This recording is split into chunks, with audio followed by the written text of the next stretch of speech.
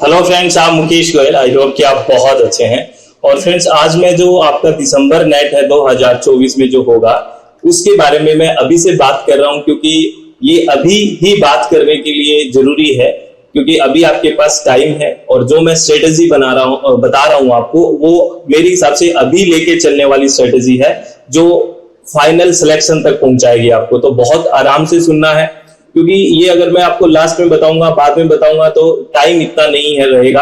अभी से मेरे हिसाब से इस चीज को फॉलो करिए आप, और इससे फॉलो करोगे तो सिलेक्शन तो बहुत छोटी बात है, बहुत सारी चीजें सीखोगे और सिलेक्शन होना बहुत आसान हो जाएगा अगर ये आप चीज को फॉलो करते हैं। तो ऑल द वेरी बेस्ट। हम डिस्कस करने जा रहे हैं कि हम दिसंबर के लिए किस तरह से नेट जेआरएफ एग्जाम की तैयारी करें, या फिर कोई भी कॉम्पिटिटिव एग्जाम हो तो कैसे हमें तैयारी करना चाहिए, किस तरह से हमारे रिवीजन की स्ट्रेटेजी होनी चाहिए, कैसे हम जो दो ऑप्शन में कंफ्यूजन रहता है या वो टेम्परेरी मेमोरी में रहता है कैसे वो परमानेंट मेमोरी में जाए, कैसे पेपर 1 और पेपर 2 को पढ़ें, ये सारी बात मैं आज करने वाला हूं। और इसको आप बिल्कुल एकदम चित्त शांत करके आपको सुनना है और उसको फॉलो भी करना है, ठीक है। तो सबसे पहले अगर मैं बात करूं तो आपको पता ही है, एक तो आपका पेपर 1 होता है और एक पेपर 2 आपके सब्जेक्ट का होता है, ठीक है। अभी तक यही बात है। इसके 50 क्वेश्चन आते हैं और इसके 100 क्वेश्चन आते हैं, यानी कि ये है 100 मार्क्स का और ये है आपके पास 200 मार्क्स का, यानी कि टोटल 300 नंबर से आपका कट ऑफ बनती है।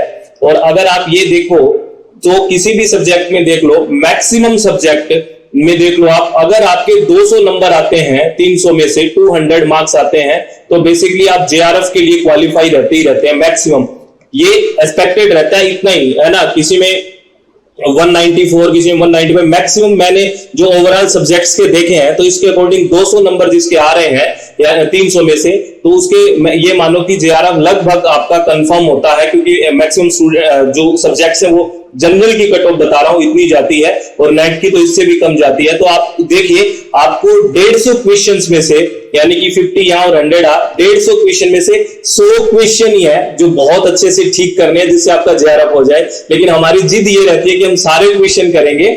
ठीक है, जिद होना, लेकिन पहले टॉपिक को अच्छे से रिवाइज तो करो। हमारी भागादौड़ रहती है कि एक बार पूरा का पूरा मैं रिविज वो करूं, सिलेबस कर दूं, यानी कि आगे दौड़ रहती वाली बात रहती है और पीछे छोड़ने वाली बात रहती है, और उससे भी सिलेक्शन होता नहीं। सबको कहते हैं मेरा सिलेबस हो गया, मेरा सिलेबस हो गया। भाई, याद कितना हुआ है, आपने रिवीजन कितना किया है, सब डिपेंड उस पर करता है। एक बार ऐसे सिलेबस करने से कुछ नहीं होता। तो आज वो स्ट्रेटेजी की हम बात करेंगे। तो पहली बात तो ये कि पेपर 1 और पेपर 2 दोनों को साथ लेके चलना है, इस बात को आप ध्यान रखें। पेपर 1 और पेपर 2 को डेली साथ लेके चलना है अकॉर्डिंग टू मी।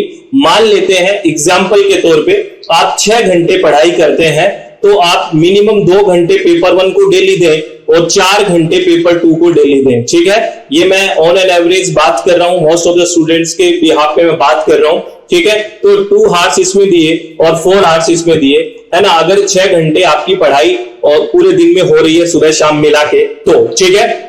अब आपको क्या करना है, जैसे पेपर 1 में कोई आपने टॉपिक पढ़ा है, पेपर 1 में कोई भी टॉपिक पढ़ा है आपने, है ना, और ऐसे ही आपने पेपर 2 में कोई भी टॉपिक पढ़ लिया, ठीक है। पेपर 2 में भी कोई टॉपिक पढ़ा।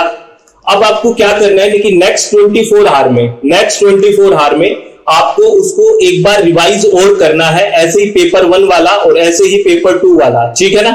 कैसे, जैसे मान लो आपने कोई, आज डेट है, मान लो आपने कोई टॉपिक पेपर 1 का 7 तारीख को पढ़ा, ठीक है ना, 7 तारीख को पढ़ा, है ना। और इसी पेपर 2 को भी एक टॉपिक आपने 7 तारीख को पढ़ा, तो आपको 8 तारीख तो में, मतलब 24 आवर में, विद इन 24 आवर एक बार और रिवाइज करना है। जैसे यहां पे आपने कोई टॉपिक 2 घंटे पढ़ा है, क्योंकि हम डेली 2 घंटे पेपर 1 को पढ़ रहे हैं, तो 7 घंटे में आपने पेपर पढ़ा 2 आवर्स, ठीक है ना, एक टॉपिक। और ऐसे ही आपने पेपर 2 का जो टॉपिक पढ़ा था 4 घंटे में। तो आप मुझे एक बात बताइए, जब उसी टॉपिक को नेक्स्ट डे आप रिवीजन करोगे तो 2 आवर्स वाले में कितना टाइम लगेगा? आप मान लेती है, मेरे हिसाब से मैक्सिमम 1 आवर लगेगा, क्योंकि उसी टॉपिक को आप रिवाइज कर रहे हैं वापिस से। अब 1 आवर तो आपने उस रिवीजन में लगा दिया और 1 आवर आप अलग से नया टॉपिक पढ़िए। ये बात ध्यान से सुनना। ऐसे ही पेपर 2 में आपने 4 घंटे लगाए थे, तो उसी टॉपिक को वापिस रिवीजन करने में मुझे लगता है कि 2 आवर्स लगेंगे, ठीक है, उससे ज्यादा नहीं लगेंगे। और फिर जो 2 घंटे बच गए उसमें वापस एक नया टॉपिक पढ़िए। ठीक है, अब क्या करना है, ये 24 आवर में ऐसे हर टॉपिक के साथ आपको रिवाइज करना है। ये एक टफ टास्क है लेकिन बहुत स्मार्ट है, इसमें आपकी चीजें परमानेंट मेमोरी में चली जाएगी। ठीक है, आपने 24 आवर में फिर एग्जैक्ट 72 आवर बाद उसी टॉपिक को अगर बात करें ऐसे हर टॉपिक के साथ करना है। जैसे मान लो एक नया टॉपिक 1 घंटे में पढ़ा, यहाँ पे 1 घंटा नए टॉपिक मिला, तो अगले दिन उसको आधा घंटा रिवीजन में लगाओगे और उसके बाद आपके पास 1.5 घंटा बच गया, उसमें नया, इस तरह से चीजें करनी है। कहने का मतलब कोई भी टॉपिक आपने आज पढ़ा है उसको पहले 24 आवर में आप रिवाइज करोगे, फिर नेक्स्ट 72 आवर्स में उसी टॉपिक का रिवीजन करना है आपको। तो अगर आपने पहले 2 घंटे में वही टॉपिक पढ़ा, फिर 1 घंटे में उसको रिवीजन करा 24 आवर में, फिर आपने 72 आवर में करा, तो मुझे लगता है इसमें आधा घंटा लगेगा, यानी कि 30 मिनट लगेगी। अगर पेपर 2 की बात करें तो उसी टॉपिक को 1 आवर मेरे हिसाब से आपको लगना चाहिए 72 घंटे बाद। ठीक है, उसके बाद आपको करना है बेहतर, अब 7 डेज के बाद करना है। कितने बाद? 7 डेज के बाद। 7 डेज के बाद मुझे लगता है आपको 15 मिनट लगेंगे मैक्सिमम उसी टॉपिक को करने में, और इसको करने में लगेगा 30 मिनट्स यानी कि आधा घंटा। अब आप देखिए कितनी बार रिवीजन कर चुके हो, 2 घंटे में पहले पढ़ा, फिर 1 घंटा, फिर आधा घंटा, फिर 15 मिनट। ठीक है, इतना रिवीजन आप कर चुके हो 4 बार, और एक फाइनल रिवीजन आप 15वें दिन में दे दीजिए 15 डेज में, और उसमें आपको 5-7 मिनट लगेगी, मैक्सिमम 10 मिनट यहां लग जाएगी। अब आपका रिवीजन देखिए और उस टॉपिक में पूरा टाइम कितना लगा। आपको लग रहा है ये क्या हो रहा है, लेकिन सिलेक्शन इसी से होगा। आपको कितना टाइम लगा, 1-2 घंटे के टॉप में 2 घंटा, 3 घंटे, 3.5 घंटे, और ये टोटल आधा घंटा और 4 घंटे लगे इस टॉपिक को परमानेंट मेमोरी में जाने में। पेपर 1 वाले में जिसको आपने 2 घंटा पढ़ा, वो उसमें आपको रिवीजन के साथ टोटल 4 घंटे लगे। ऐसे ही अगर पेपर 2 की बात करें तो 4 घंटे में जो चीज पढ़ी थी, 4 और 2 6 7, और आप ये मान लो 8 घंटे लगे। ठीक है ना, 8 आवर्स लगे, 8 आवर्स लगे। अब आप कभी भी इस टॉपिक को नहीं भूलोगे, कभी भी नहीं भूलोगे, आपकी परमानेंट मेमोरी में चला गया है ना। और अब आपका जो 4 घंटे, मान लो इसको आपने 2 घंटा पढ़ा पेपर 1 का, और कोई भी रिवीजन नहीं करा, आगे निकल गए, और आप उसको 7 दिन 10 दिन बाद देखोगे ना, तो आपको पता ही नहीं होगा ये टॉपिक मैंने पढ़ा था क्या, जग सुना सुना लगेगा। यानी कि ये 2 घंटे टोटली वेस्ट चले गए। और ऐसे ही 4 घंटा जो पेपर 2 का टॉपिक पढ़ा था, इसको बिना रिवीजन के 5-7 दिन 10 दिन बाद देखोगे तो लगेगा अच्छा ये मैंने पढ़ा था कि नहीं पढ़ा। यानी कि ये 4 घंटा आपका फिर वेस्ट, बिल्कुल वेस्ट चला गया, कोई मतलब ही नहीं हुआ उसका। तो हम क्या करें, टोटली ऐसे रिवीजन से चलें, और जो टॉपिक पढ़ रहे हैं उस पे डेट लिखें, उस पे टाइम लिखें, और उस पे लिखें कि नेक्स्ट डे इतने बज के इतने मिनट पे इसको रिवीजन करना है। ऐसे डायरी मेंटेन करें, या जहां टॉपिक पढ़ रहे हैं वहां पे लिखें। उसको गंदा करते हैं कोई दिक्कत नहीं है, ऊपर लिखते रहे, कोई इश्यू नहीं है, पेंसिल से इस चीज को रिवीजन करना है। आप ऐसे स्टडी करके देखिए, मैनेज करने में थोड़ा प्रॉब्लम आएगी, क्योंकि ये बहुत ऐसे मैनेज वे में चलेगा। आपको दिमाग कह रहा है नया पढ़ ले, नया पढ़ ले, अब जैसे रिवीजन करोगे ना तो आपके दिमाग में क्या फालतू की बकवास है, इससे तो मैं 2 टॉपिक और कर लेती, या 2 टॉपिक और कर लेता, मेरा तो टाइम वेस्ट हो रहा है। आपको ऐसा लगेगा, लेकिन वो टाइम वेस्ट नहीं है, उस टाइम का सही यूटिलाइजेशन हो रहा है, आप परमानेंट मेमोरी में जाएगा आपका।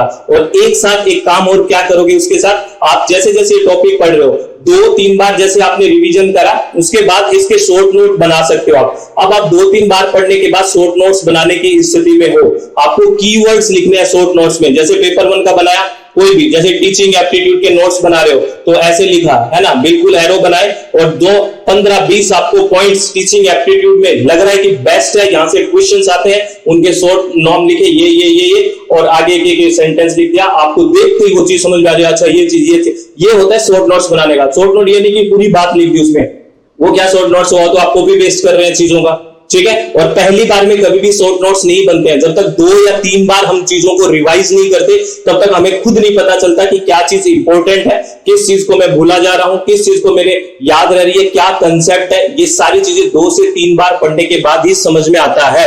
ठीक है, अगर आपको ऐसा नहीं लगता है तो आप जितनी बार टॉपिक को पढ़ोगे ना उतनी बार आपको नई चीजें निकल के आएगी। तो अब आपके हाथ में है कि आप सिर्फ सिलेबस करने की तरफ फोकस रहते हैं कि मुझे सिर्फ सिलेबस करना है, मुझे ये मतलब नहीं कि मुझे कितना याद रहेगा, कैसी में परफॉर्मेंस रहेगी। तो आप हिसाब से करते रहिए, पढ़ते रहिए, टाइम वेस्ट होता रहेगा, कोई दिक्कत नहीं है। लोगों को बताते रहिए मेरा पेपर 1 का हो गया, मेरा पेपर 2 का हो गया, उससे कोई फर्क पड़ने वाला है ही नहीं।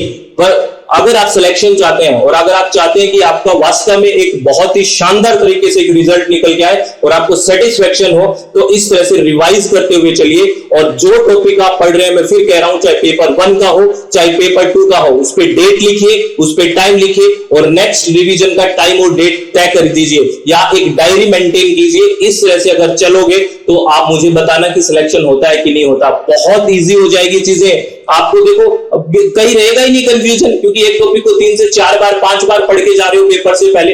अगर आप एक बार सच बताना, जिनका सिलेक्शन नहीं हुआ है ना, आप बताना सीरियसली, क्या आपने 3 से 4 बार कोई टॉपिक पढ़ा है? 4-5 बार नहीं। आप क्या करते हो, एक बार पढ़ लिया, ठीक है, दूसरा दोबारा क्लास किया, उसी का सुनते रहे, खुद की रिवीजन किया नहीं। क्योंकि खुद के रिवीजन में सेल्फ जो हम स्टडी करते हैं उसमें बहुत जोर आता है मैनेजमेंट में करने में। और जहां चीजों में जोर आए ना, आपको लगे कि यहाँ दिमाग लग रहा है, वहां पे काम करिए यार, यहाँ कुछ है। इसीलिए मुझे, क्योंकि दिमाग क्या करता है, एक इजी उसमें रहना चाहता है। वो आपको कहते हैं छोड़ना, ये क्या रिवीजन में फालतू की बात करता है, कुछ नहीं, अपना हिसाब से काम कर ले दो, तो आप टाइम वेस्ट करते रहेंगे। तो रिवीजन पे फोकस रखिए। रिवीजन पे एग्जाम से पहले जब एग्जाम में बैठो तो पेपर 1 और पेपर 2 का 4-5 बार रिवीजन हो जाना चाहिए, तभी सिलेक्शन होगा फाइनल। और आपको एकदम चित्त शांत रहेगा, फिर आपको एक एक चीज दिमाग में रहेगी, हाँ ये चीज ये है, ये चीज ये है, ये चीज ये, परमानेंट मेमोरी में चीजें रहेगी। और आप देखते ही क्वेश्चन को कहोगे अरे तू है क्या, तुझे तो बहुत अच्छे से जानता हूं, ये ठीक हो गया। इस तरह से काम करना पड़ेगा, ठीक है। और पूरा बर्डन लेके मत चलिए, एकदम बर्डन लेके चलोगे,